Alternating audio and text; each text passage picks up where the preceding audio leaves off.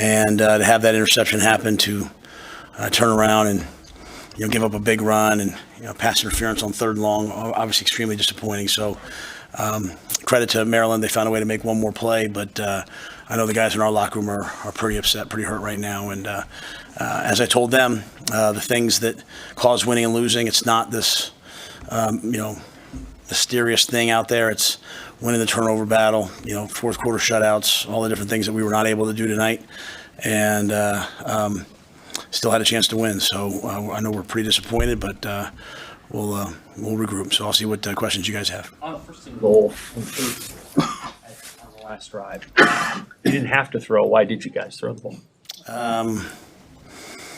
The first and goal play, you have to forgive me. I'm trying to think back to the play calling as it happened. The third down play. I mean, I think for us, it was man. You have a corner out versus man. Their corner that was playing number one in man made an amazing play. He's playing. The guy just came off and saw the ball and picked it off. I think we're on that play we're trying to win the game. We're trying to. You think a corner route's going to either be incomplete or kick a field goal. So I don't know that you can.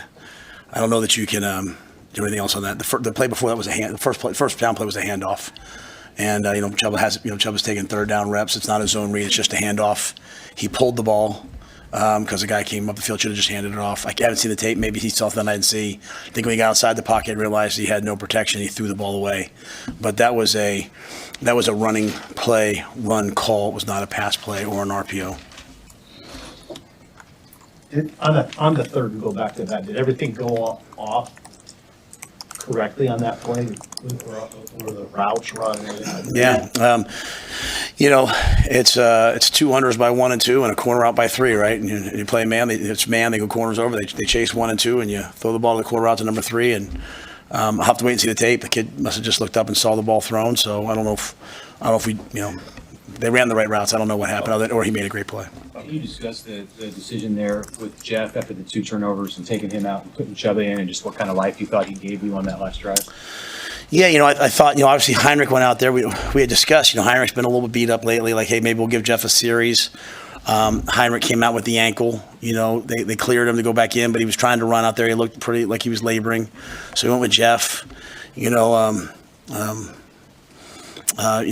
We had 2 turnovers, really 3, but, 2. But the fumble just, as a quarterback counter, it's not there. We don't reverse field. It just, at some point, we have to just kind of execute the plays that are there. And so we don't need guys trying to make a play when it's not there.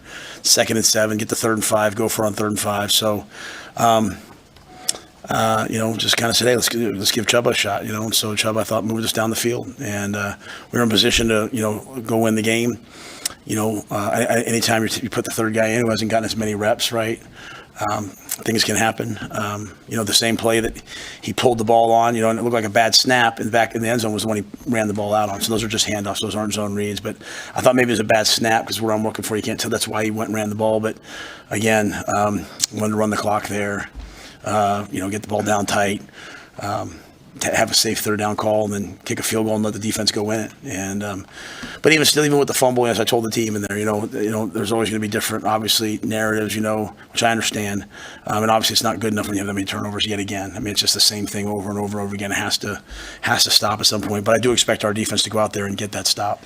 And they got obviously the pass interference, and then we're able to make a couple plays, go down and kick the field goal. So. I think, all of us, in times like this have to say, what can we do better? What can I do better? And kind of go from there.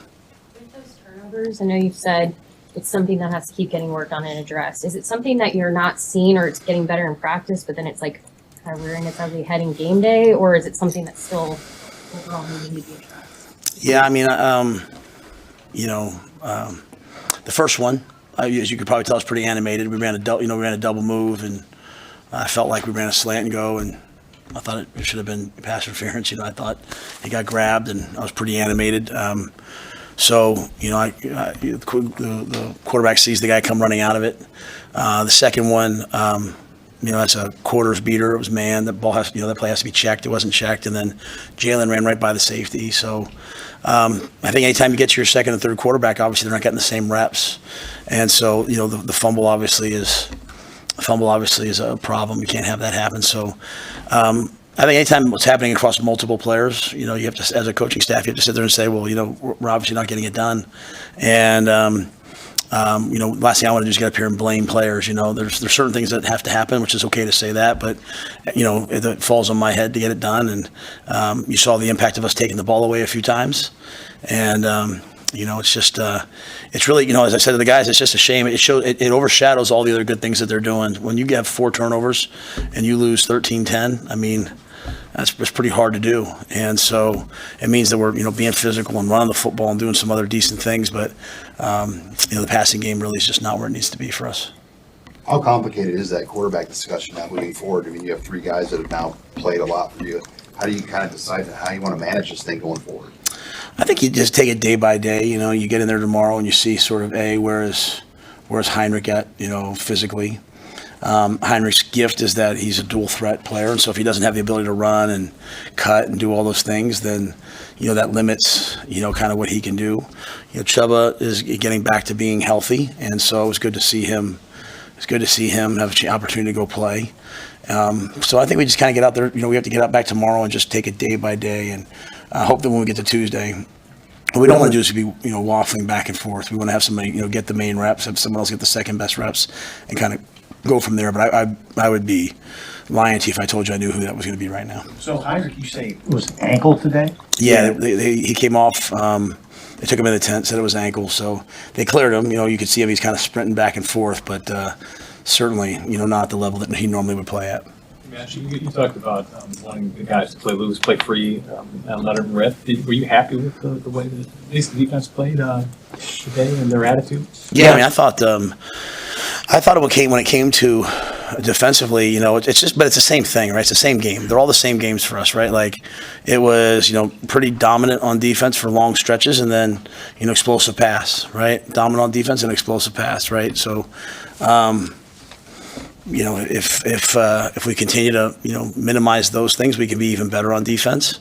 Took the ball away today, which was great. Yeah, I don't know if we sacked the quarterback or not, maybe once or twice. So, you know, I thought the defense came to play. I thought our special teams, you know, we ran the fake punt early in the game on the first drive. You know, we put Quentin Ives out there as a true freshman kick returner, Ethan Nation as a true freshman punt returner. Like, you know, we were ready. We were going to play to win. So, and then offensively, you know, I thought there were long times of, like, you know, just dominant, like, kind of downhill run game, right? We just if you don't convert third downs or create explosives, it's hard to maintain that. That, you know, as I'm sitting out there, you know, not that I would ever want someone hurt, but, like, you know, some of their guys were kind of beat up, and but you have to put the ball in the end zone when you have those opportunities, and just weren't able to do that. Is Chuba in a place with his health? You just mentioned he's getting back, where if you had to go to him in a situation that wasn't just a drive like that, you needed him for a full game, that you could use him? Yeah, I mean, I think he'd answer that better than me. I know, you know, the other day they did the groin testing, and they do it every week, and his strength was back to where it originally was. That being said, he definitely does have, you know, something that, you know, might require something at the end of the year. But, you know, when his number was called, he went out there and he played, and, you know, we're backed up on our own 4-yard line, right? He took us all the way down to the opposite 4 with a chance to score. I mean, you talk about moments that can ignite an offense and ignite a team. Like, even in the first half, right, we take the ball all the way down the field. We go for 4th and 2, we get it. We get down to the 27-yard line. You know, that was a tough call for me because Ed had set the 25-yard line because of the wind today. And, you know, we thought, hey, let's go for 4th and 2 with the wind, and didn't get it. Then he brings us all the way back down again, and then we throw the interception in the end zone.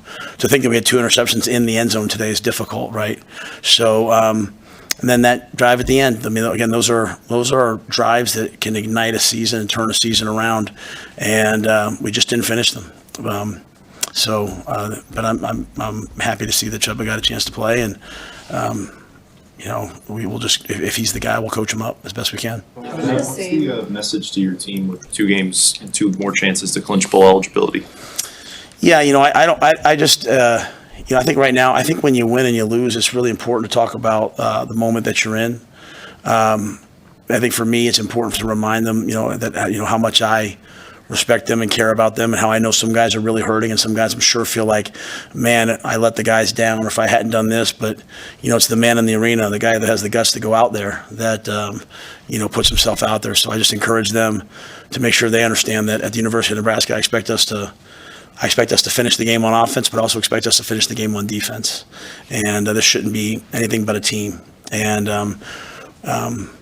that when I think about that game, I think about what I could have done differently, not, oh, you should have done this. So I encourage the team to do that. I encourage the team to come back next week ready to go. This is, as I said, the things that we talk about, not beating ourselves, not having penalties, winning the turnover battle, running the ball and stopping the run, affecting the quarterback, fourth quarter shutouts, middle eight, all the things that we talk about are really what winning and losing is about.